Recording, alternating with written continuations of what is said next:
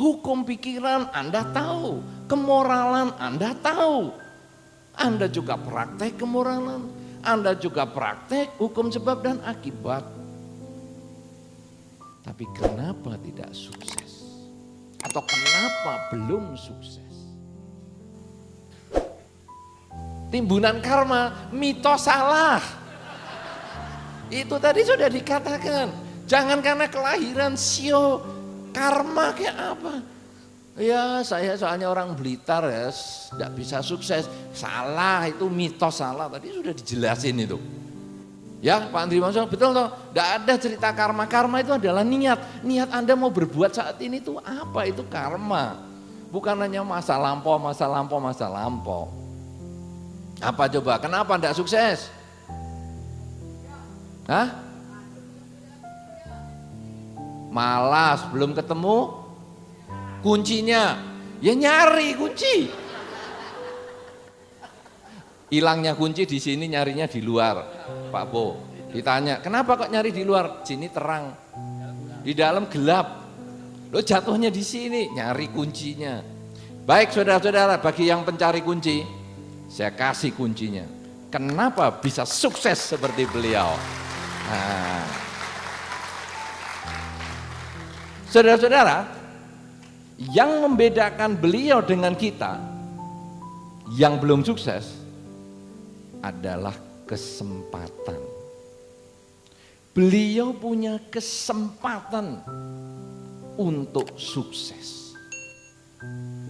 Sekarang saudara, kita yang belum sukses, apakah Anda SDTT, ataukah Anda sudah lulus SD, ataukah Anda sudah tamat SD karena membayar, tamat SD-nya karena bayar, tamat SD karena ngancem guru dan kepala sekolah jadi ditamatkan, tidak perlu lulus lagi. Kemudian SMP juga tamat atau lulus, kemudian perguruan tinggi juga sama. Bagaimana mencari kesempatan itu? Di dalam Dhamma saudara, kesuksesan, kebahagiaan itu karena dua hal. Yang pertama adalah karena kemauan yang keras. Seperti yang Pak Andre sampaikan tadi, sebetulnya adalah kemauan yang keras. Wirya, semangat, spirit, itu kemauan keras. Kemudian mencari peluang, punya kaya mental dan lain sebagainya, itu adalah hal-hal yang harus dimiliki. Tetapi kesempatan ini adalah faktor yang tidak bisa dilupakan. Ketika kita usaha dengan keras, banyak di antara kita usaha dengan keras, kadang kita meleset juga. Pas kita mau datang pada waktunya, kalau tadi kan Pak Andri selama 6 tahun di studio radio tidak pernah terlambat 1 detik pun. Berarti bisa 3 menit terlambat, bisa 5 menit. Ya itu maksudnya ya. Bukan, maksudnya selalu lebih awal gitu ya. Karena tadi kan hanya ngomong, saya tidak pernah terlambat 1 detik pun. Berarti 15 menit nih terlambatnya. Saya berpikir itu. Oh salah ya? Oh salah, oh tepat maksudnya. Oh ya itulah.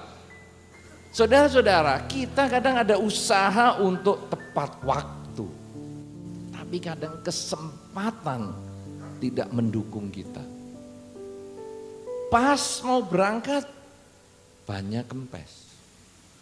Pas mau panggil taksi, taksi penuh. Pas sudah dapat taksi, taksinya sudah mau pulang. Tidak mau ngantar kita. Kesempatan itu kadang sulit kita dapatkan. Kemudian ada berapa banyak yang kita, misalnya satu ketika kita, ini ada pekerjaan baru. Kita mau mulai, saya mau kerja baru.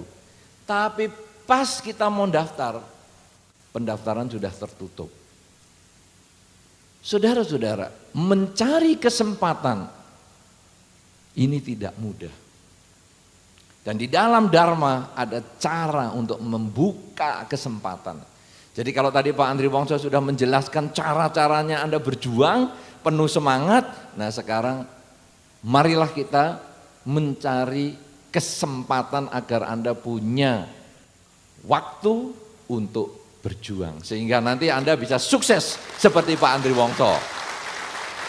Nah, cuman ini ada satu petikan dari Anguttara Nikaya. Ada beberapa cara untuk membuka kesempatan. Anda yang kepengen sukses di dalam rumah tangga, Anda yang kepengen sukses di dalam pekerjaan, Anda yang kepengen sukses di dalam perjodohan, Anda yang kepengen sukses di dalam apa saja, caranya buka kesempatan adalah seperti ini. Kalau dalam bahasa yang agak mistis, tadi soalnya Anda ngomong apa tadi? Yang bisik-bisik tadi saya nggak dengar. Ya, tapi itu kalau dalam bahasa mistis, buka rezeki. Nah, ini cara untuk buka rezeki. Mau? Loyo, letoy, cuman 10%. Mau? Kurang kenceng baru 80%. Mau? Iya, kaget saya sampean. Iya ya, oke, mau. Buka rezeki. Loh. Kok ketawanya ngepir di belakang ngeko? Ya. Saudara-saudara, bagaimana sekarang untuk buka rezeki? Nomor 1, saudara, kenapa Pak Andri Wongso bisa sukses? Salah satunya acara di sini yang mestinya bisa bernilai puluhan juta, kalau mengundang beliau dikasih gratis.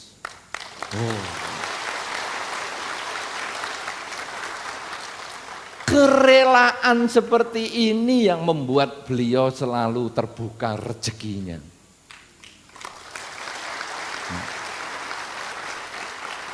Siaran-siaran di radio beliau mengabdi bagi gratis. Itu sesungguhnya yang membuka rezeki beliau. Sekarang kalau kita balik ke diri kita, saudara, pernah enggak kita kasih gratis kepada lingkungan kita? Pernah enggak kita melakukan sesuatu itu tanpa biaya, gratis kepada keluarga, kepada tetangga, kepada agama, kepada bangsa, kepada negara? Apakah pernah? Pernah? Sering? Kok enggak sukses? Karena ngomong seringnya itu cuman di bibir. Buktinya apa? Enggak berani kenceng kok. Sering. Saudara-saudara, ketika kita mau memberi, sesungguhnya kita akan mendapat. Di dunia ini tanam dulu, baru panen. Tidak ada panen dulu, baru tanam. Anda ingin mendapatkan bunga mawar berwarna merah, ketika Anda tidak menanam, Anda tidak akan pernah mendapat. Tapi ketika Anda kepingin mawar merah, tanam mawar merah. Apa yang Anda perlakukan kepada orang lain itu akan kembali pada diri Anda. Ini tadi hukum sukses nomor 1 itu tadi, dari 24 hukum. Saya tunggu bukunya isinya 24, mana ini? Oh, cuma dikasih 1. Terpaksa saya nanti kemana-mana ngikut lagi dengar. Oh, yang kedua, ketiga, ya luar biasa dah. Dah saya tunggu-tunggu. Apa yang Anda ingin dapatkan, Anda harus lakukan kepada orang lain. Itu adalah kerelaan. Bahwa kadang kita tidak melakukan satu perbuatan itu dengan kerelaan. Kita mau dupa yang besar ini kenapa? Karena kita ada maunya. Supaya kalau saya pakai dupa besar hasilnya besar, bukan. Tetapi ketika saya tanam padi, tumbuh padi. Ketika saya ingin mengharapkan sesuatu, saya melakukan satu kebajikan itu dengan tulus. Yang disebut di dalam Dharma adalah kerelaan. Saya rela melakukan ini, bukan karena saya minta bayaran. Ketika Anda tadi ditanya, mau berbuat baik? Mau. Ikhlas, rela? Jawabnya kurang, mantep. Mungkin suruh noto kursi ini aja minta gajian. Ayo umat Buddha, ayo masang kursi, bantu-bantu untuk seminar. Bayar berapa dulu? Kalau tidak bayar, mana aku mau. Gitu mau sukses. Sudah lulus SMP, lulus perguruan tinggi, cara yang seperti itu tidak buka rezeki. Tapi ketika, ini untuk dharma. Kalau begitu, ya ayo aku atur, aku toto. Loh lah ya manusia kan ya butuh tenaga, butuh makan, butuh minum. Tuku dewe. Kenapa? Karena ini untuk dharma. Saya akan nyumbang juga untuk dharma. Aku bisa punya tenaga, aku kasih tenaga. Aku punya uang, aku belikan barang. Ini adalah kebajikan. Ketika Anda berbuat baik seperti itu, buka rezeki. Sehingga satu ketika orang yang, wah ini kok aktif ya. Tiap kali ada acara kok aktif ya. Kok dia mau bantu ya, kok mau bantu ya. Akhirnya mungkin dia akan diambil oleh satu umat. Kamu kerja ikut aku aja. Nah ini kan buka rezeki. SDTT. Tapi dapat gawean. Kenapa? Karena ada kerelaan untuk berbuat kebajikan. Oleh karena itu saudara-saudara, bagi Anda yang belum sukses di bidang apapun juga, bidang karir, bidang rumah tangga, bidang pekerjaan, bidang apa saja, coba Anda mulai mengembangkan kerelaan. Loh apa hubungannya dengan jodoh? Jelas. Mana ada Anda ketika ngajak pacar kemudian mengatakan, ayo kita pergi ke restoran pinggir jalan. Tadi kan Pak Andri Wongso nggak pernah diajak ke pinggir jalan. Nah ini ngajak, ayo kita ajak ke pinggir jalan. Tapi kamu bayari aku ya. Wis hitung-hitungan begini mana mau orang mau jadi pacar Anda. Tapi ketika, ayo bonceng aku.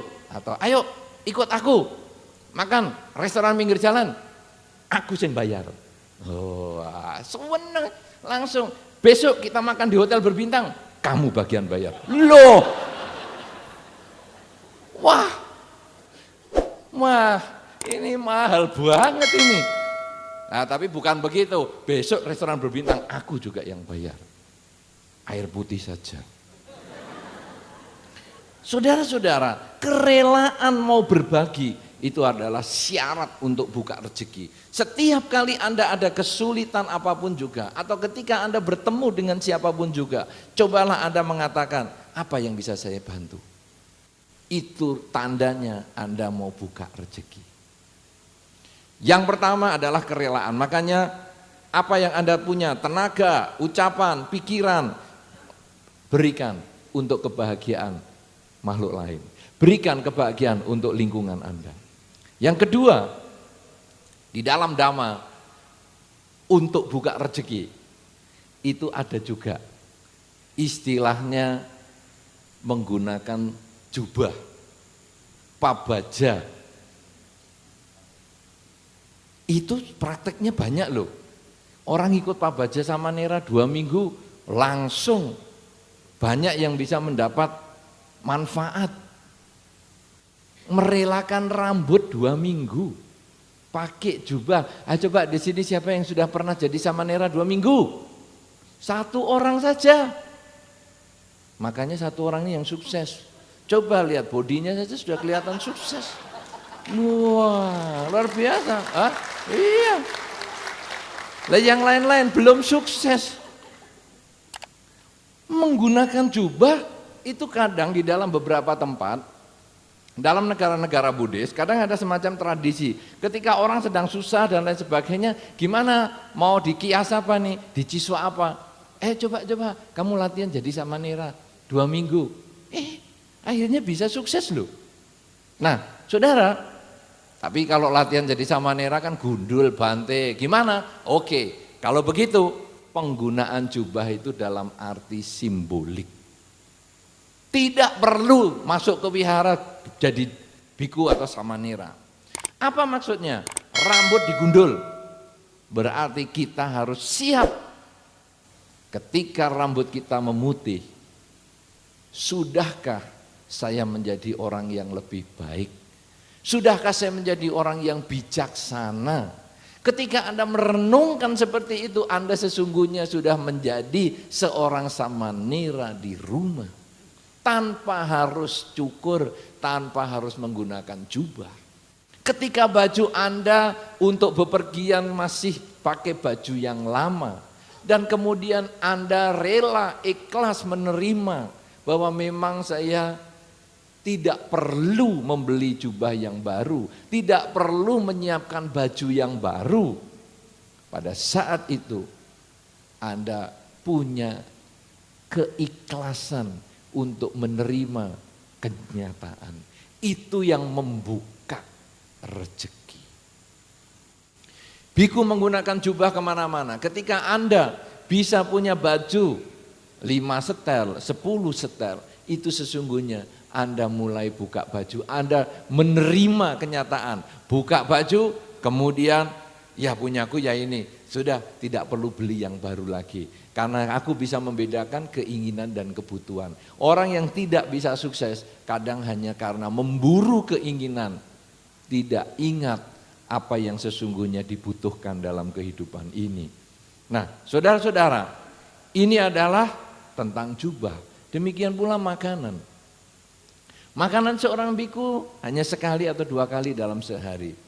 Pagi dan siang sebelum jam 12. Apa maksudnya di dalam kehidupan Anda sehari-hari? Ketika Anda bisa menerima makanan Anda yang asin terlalu asin, atau yang manis terlalu manis, atau yang sedikit terlalu sedikit, atau enak tidak enak, dan Anda bisa terima itu sebagaimana adanya. Seperti seorang biku ketika menerima dana makan, dia merenungkan kebajikan orang yang sudah berdana makan, dan dia makan dengan tenang, direnungkan bahwa makanan ini hanya untuk hidup, bukan untuk bersenang-senang. Maka ketika Anda melakukan itu di rumah, Anda tidak gampang mengeluh. Kenapa ya makanan kok enggak enak terus? Anda lebih bisa menerima sebagai kenyataan, maka Anda sesungguhnya itu juga buka rezeki.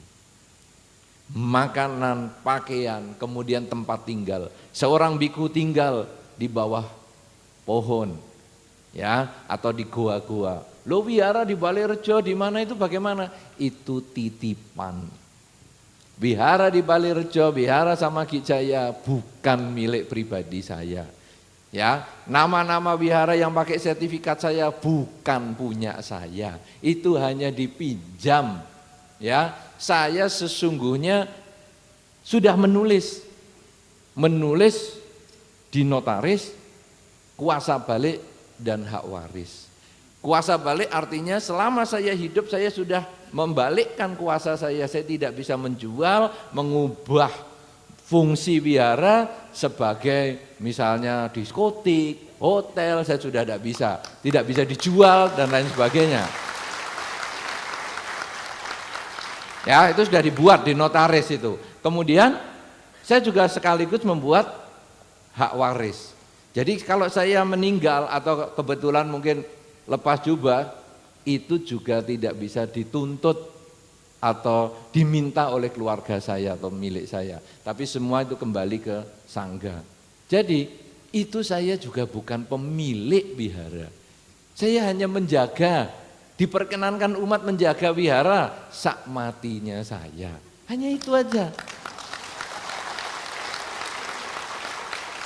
Nah, kalau Anda kemudian bisa merelakan rumah Anda merelakan tempat Anda, dan ketika Anda satu ketika, oh ya rumahku ini mau dipakai anakku, rumahku ini mau dipakai cucuku, ya satu ketika mungkin aku akan lahir kembali, ya sudahlah rumah ini untuk keluargaku. Ketika Anda bisa merelakan seperti itu, Anda sebetulnya buka rezeki.